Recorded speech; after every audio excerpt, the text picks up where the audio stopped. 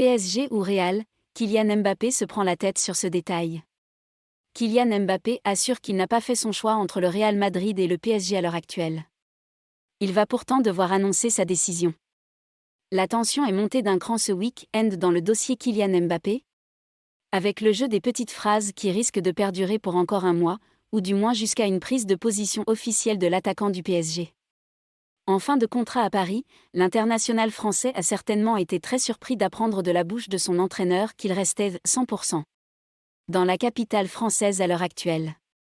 Mauricio Pochettino, qui cesse peu être fait taper sur les doigts pour cette sortie présomptueuse, a essayé de rattraper le coup après le match à Strasbourg, expliquant qu'il avait été mal compris.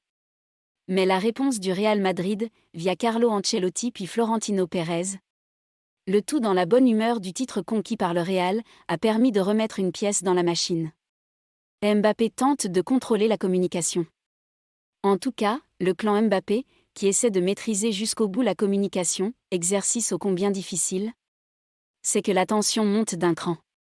Pour le moment, même si le Real Madrid a un gros avantage, le doute existe et le joueur en profite pour récolter les lauriers des deux côtés des Pyrénées. Les fans du PSG supportent bien cette attente. Car ils savent que le dossier de son départ était fortement compromis dès le début de la saison, et que le conserver à Paris serait presque un miracle. Alors ils espèrent que le forcing en provenance du Qatar porte ses fruits.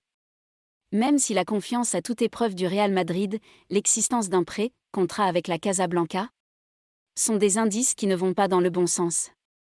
Mais ce lundi, le Parisien révèle que Kylian Mbappé est surtout soucieux de conserver, peu importe sa décision, des bonnes relations dans les deux camps. S'il venait à partir à Madrid, les supporters du PSG seraient forcément déçus de voir leurs stars et leurs meilleurs joueurs s'en aller.